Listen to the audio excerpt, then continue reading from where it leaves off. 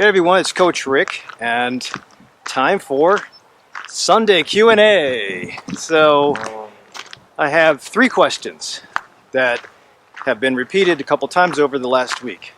And yes, the office is getting busy now. So first question is, do I have to do blood tests after Prolon or 5-day fast? Those of you who are like me, weight gain, a little bit of gut resetting needed, or just looking for a metabolic change, I think it's important to push, or at least shock the system into a little bit of a reset. And one of the easiest, first off, always have to use data to make suggestions. And you'll hear a lot of diet suggestions online. But as a physician, I really have to, number one, stop or at least shorten the suffering and the searching for untested patterns of diet. And 2, of all of them that have been studied out there, I'm the one supposed to be a coach to kind of fine-tune the diet, or the attempt. If you have if you have a urge to try a specific type of nutrition change, let me research it first. So then comes Prolon. Prolon is a box. It's a 5-day fast in a box, and I think it's spectacular. By Walter Longo. I was waiting for it to really ramp up since he first released his book about 2 years ago, or is it 3 now, and finally came out. The 5-day fast has had enough documentation. I'll put a link down below to Prolon. Enough documentation that it does reset the gut, resets bad cells, especially if you're autoimmune, rheumatoid arthritis, MS, even Crohn's disease, or thyroid, Hashimoto's. I think it does a great job with theoretically resetting the immune system so it stops attacking you. Now, the data is robust when it comes to cancer improvement outcomes with combining a fasting mimicking diet and cancer chemotherapy. But now Longo's taking the benefits, or at least the profits from selling this box, and putting it into more data collecting. Now it's MS, diabetes. I think there's something about Alzheimer's disease too coming up. It's there's no lose here. It's safer than water-only fast. It does cost you, but you can always make it on your own too. I think that calculating as best as you can, or jimmy rigging your 5 days to match what's in the box would be fairly easy. Whether, you know, the metrics that I use would be low residual food, calorie counting, and keeping it plant-based.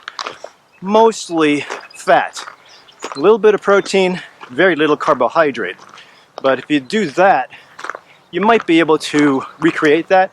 The only problem is, I think there's other variables you have to take account of, and I was able to at least induce a little improvement in some markers. I'll put other videos on that I did, and with the box, accelerated really good.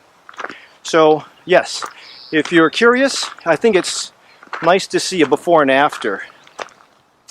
Now, if you have to pay for every blood test you get, save your money.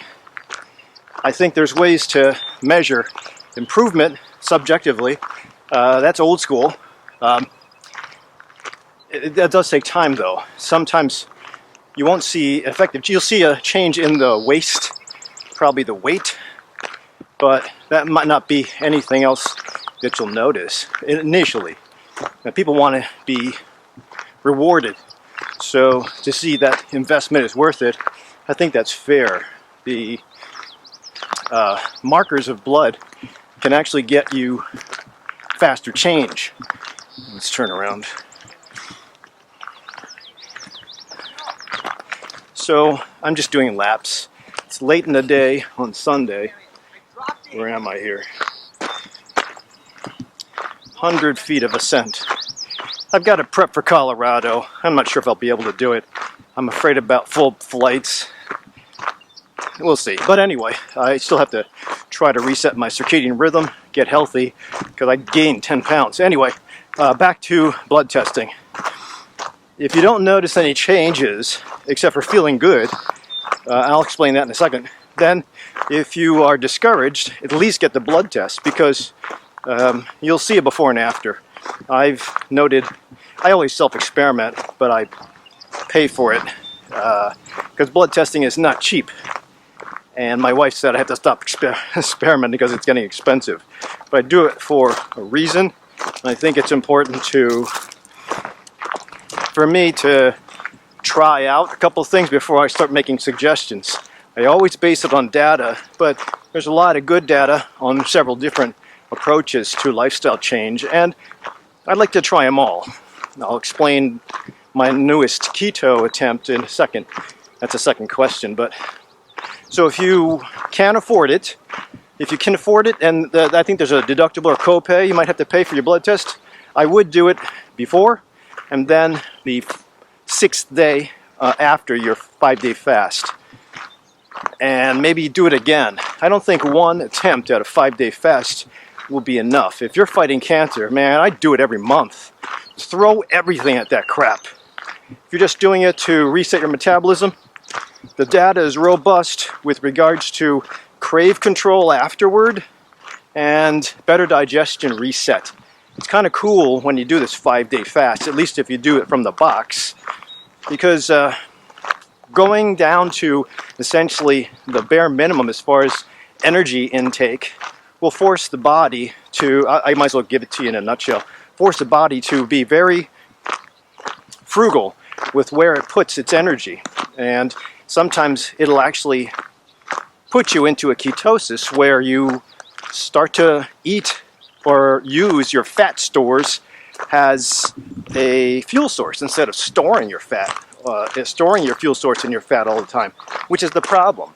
You eat a little Hershey bar just for a dessert and it goes straight to your belly, so, or your thighs or your arms. And that's the problem with insulin resistance. That's too broad a topic, but again, if you push hard, shock the system, it goes into starvation mode, and then, which is painful sometimes your first time around, but then on the 6th to the 16th day after your 5-day fast, you start to refeed healthily those new cells that have blossomed. Those are called stem cells. You can't do that unless you're born or you have a stem cell injection. So the only way to do, or have somebody else's stem cells put into you, like if you have bone marrow wiped out for chemo or cancer. So what better way than turning it on yourself? And that's what I think Longo's information is beautiful for. So that's how it's supposed to work, but in addition, those of you who have gained weight or you're worried about your immunity, the gut is the biggest house of your immune system. And a lot of times with a gut that's really busy with just challenged diets or processed foods or alcohol, that immune system will be really irritated. Or after a couple rounds of antibiotics. This week I promise I'll be doing a gut-related video. Your immune system in the gut is just screwed up. And do you blame it? If it's too busy fighting a war in your belly, it's going to start attacking itself. So those little antibodies in the belly that are trying to win the war, they accidentally go to other parts of the body and they mistake body for bad guy. So that's why thyroid attacks that, ulcerative colitis attacks that, the colon, rheumatoid arthritis attacks the joints. It's not a good setup. So I think that when you reset, especially the gut, it will help the immune system. So thus the reason why he applied it to the MS patients. You see those little guys down there? I don't know if you can see that. What's that? Let's go, let's go. Yeah, there's a brave one. Come on, buddy. Come on. Oh, there's the other one. Kind of cool to see nature all the time.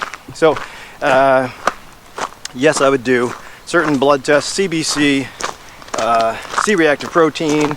I would do a beta hydroxybutyrate, insulin level, and sometimes if your insurance is really good, I'd do a insulin-like growth factor 1 to see if your growth hormone is not responding. See, I don't want to get into all the details of which tests. See my other videos for that. The bottom line is if you can afford it, you have a little copay, get a before and after just to make sure. But once you do a couple of these things, you don't have to do blood tests all the time. I think it's novel. I'm going to stop doing it because I know how I feel. Again, you can go old school. You look at your waist, you look at your hip measurements, look at your well-being, look at your sleep quality, look at your vaginal moisture, erection quality, and you look at your weight. So all those markers are old school, and you can go by that. But some people want to see immediate, and I don't know that with the first round you'll really see that, especially if you do a 5-day fast and then go back to bad habits afterward. Second question. That was a little bit of time. Second question is keto versus carbohydrate. Big debate. There's a Dr. Greger who, nutrition.org, pretty good. I like the way he reads his data. He kind of cherry picks, but listen, he is. I'm a vegan, but I like the support that he's giving the community that I follow. And vegan is tough. I don't do it for political reasons. I just initiated it when somebody had a heart attack in my clinic, and I said, let's go vegan, because so far that's the only data that says reversible heart disease is with that diet. So, in addition to a couple other things by Ornish. So, so I like the information that Greger puts out. But then you have the other side of the aisle, all the keto guys. A lot of it spurred on as bro science when CrossFit cultures wanted to have some way to push the envelope. And the exercise definitely has really evolved in the last 2 decades, but science of nutrition has also done the same. So initially with just anecdote, I can't go by that as far as doing carnivore or doing keto. But then, like even with, what's his name? Atkins, the paleo concept where you go low carb, high protein, it needed more data, but wasn't really there. But now, the bro guys that initially pushed anecdotal stories about successes on keto, that's mostly fat, really low carbohydrate, like 20 grams a day, and then some protein. Well, a lot of the keto community has blossomed into becoming PhD status. Some of them are PhDs. And then the funding is there, so you're having PhDs study this concept and the results. And again, data is robust. So I am a vegan. I'm not low fat, but I am a vegan, and I like it. I have practiced, or at least I tried, going full keto. Jimmy rigged keto. It probably wasn't a well-formulated ketogenic diet like Stephen Finney always proposes, but it was pretty decent as far as almost carnivore with very little carbohydrate. And that's tough as a Filipino. I missed the rice and the bread and a couple other things. I did that for 4 weeks. I'll have to show you my blood tests because they sucked. After about 4 weeks, beta hydroxybutyrate, I got better when I did fasting veganism. Insulin shot up to the highest I've ever been. Well, at least the highest I have recorded since like 2018. Shouldn't be. So and my cholesterol, which is common, cholesterol goes up, total cholesterol. And the theory with that is it's usually because of cholesterol being stored in fat. And a lot of people adopting ketosis, you'll lose water from the carbohydrates you drop, and you start burning fat, and fat is where cholesterol is usually stored. So you'll release a lot of cholesterol, but I didn't lose weight. I probably should exercise. This is the only exercise I've been doing lately since COVID. But all my markers went up, and I can argue that maybe I didn't formulate it properly. My thinking is that maybe I did too much protein. There are certain proteins that, the standard ones would be bacon, steak, fish, Yeah, that's what a lot of carnivores base their theory on. But proteins can also trigger insulin. If you're triggering insulin, you're defeating the purpose. So, at least in my theory, I don't think insulin's a bad thing, but I do think that when it's pulsed frequently, it can't be healthy. It isn't healthy. It leads to insulin resistance. That's the first step to, there's a fine line between insulin resistance and diabetes.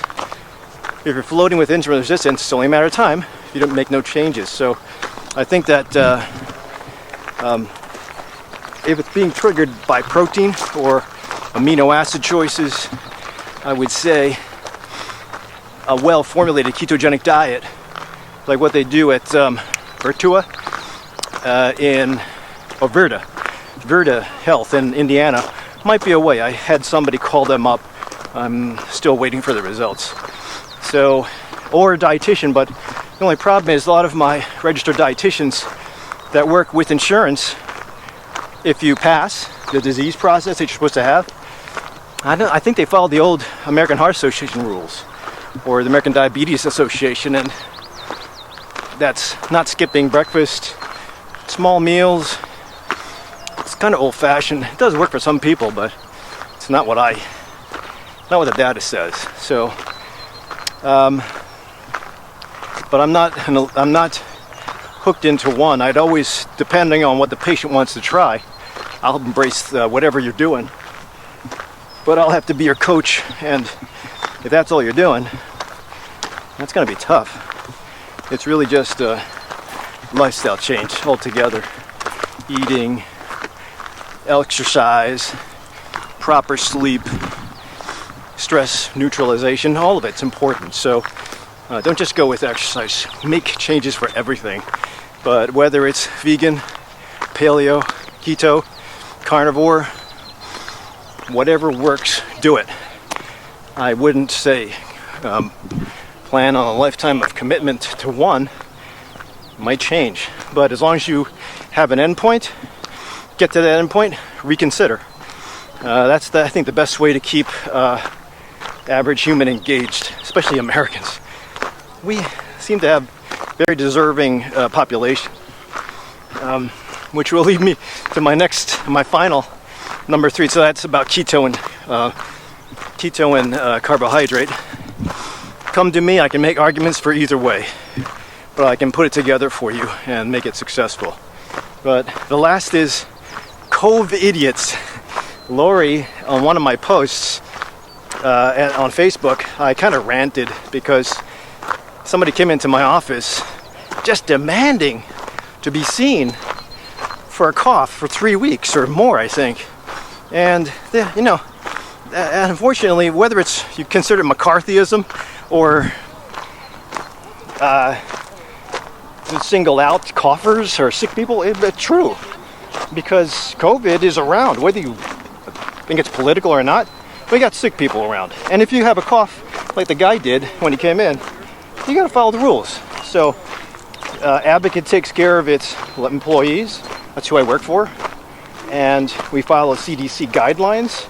And we keep our immediate care centers, our clinics, the hospital very safe. So no matter who or what you have, I think it's safe to continue going back to the doctor's office, but it has to be selective. It's a little different than before. Even my 70-year-olds who don't know how to work Zoom, there's always a way. But when I talked about what happened, a personal confrontation that I had to defend my staff against, some guy that was coughing,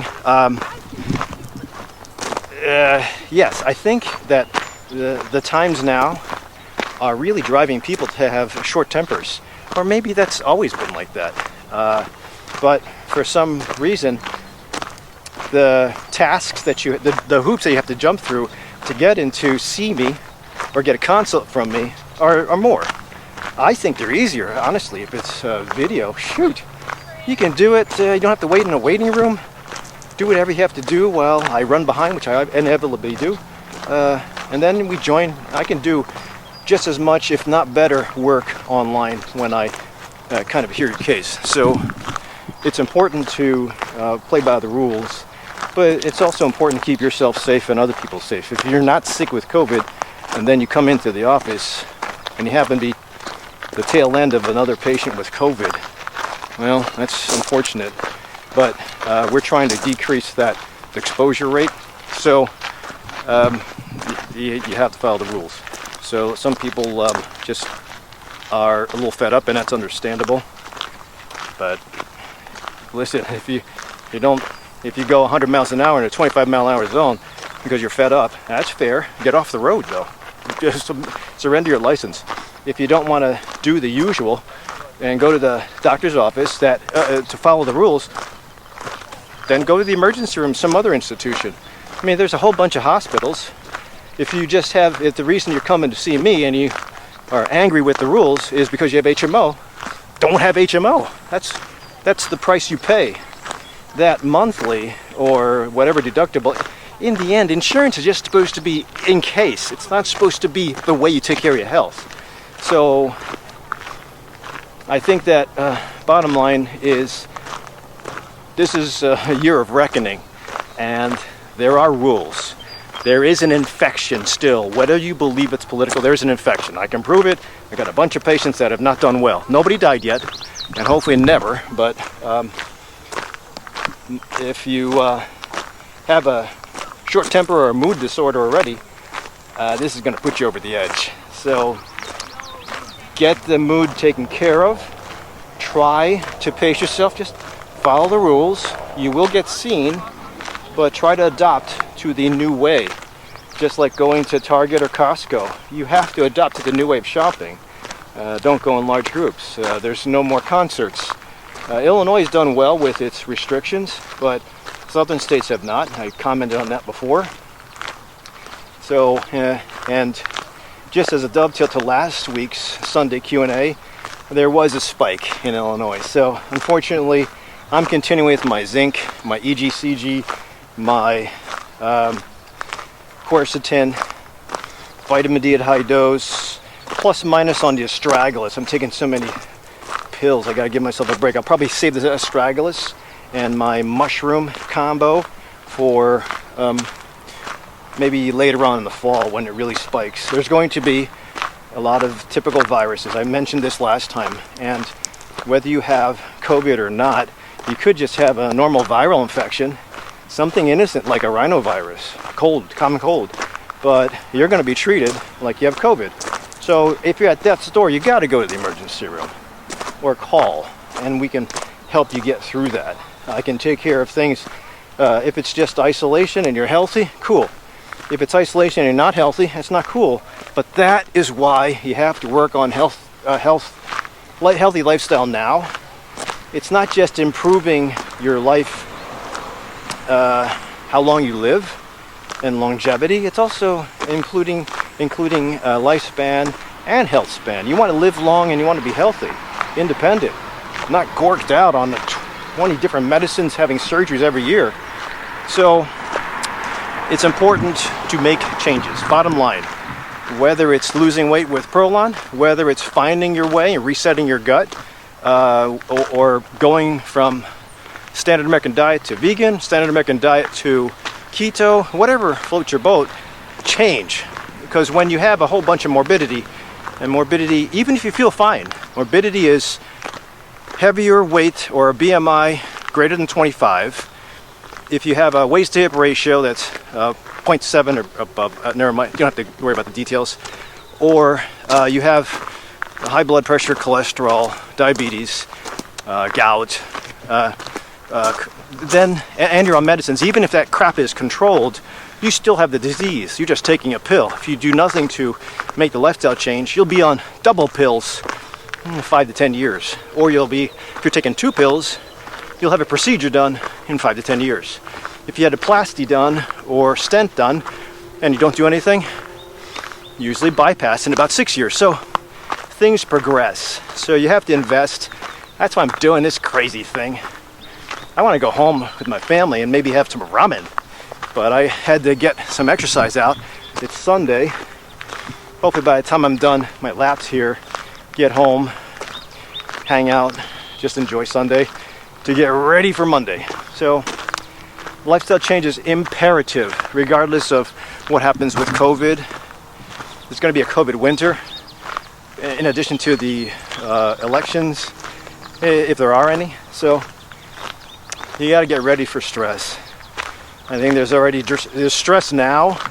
There was stress in the spring. We got a respite, but it's going to end soon. I don't know if I'll even make the Colorado trip. Every birthday, I have to do something of a high altitude fun thing. I did Colorado just as a drop-in last year. I didn't really train for it. But from this point until I turn 60, that's in a year and a month, 2 years and a month. I got to hit Everest Base Camp. I have to.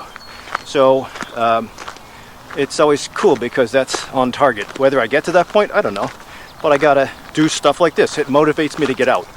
I had a whole bunch of work to do at home. Got some charts to prep for tomorrow. It's like I didn't have time, but then at the same time, if I do make the trip, I don't want to be wiped out. So have a goal, have a summit that you shoot for. Whether you shoot for it, it's okay, but you might have to get people to help you survive the boredom or the challenges that'll come, whether it's economic or physical or mental. So hopefully this gives you some direction. Please be safe, follow the rules, but change life. If you're not sure what to do with changing your life, call me, even if you're from another state or country, www.herbal411 lifestyle consults, or look for an integrative medicine doctor near you and just keep on striving to be the best you can be. I'm gonna enjoy the rest of the day. I'm gonna probably do some sprints up here. I forget how many rounds this is. What do I got? Well, whatever I got as far as distance, gotta pretend I'm doing 3,000 feet. So, signing off. Thanks, subscribe, I'll see you at the next video.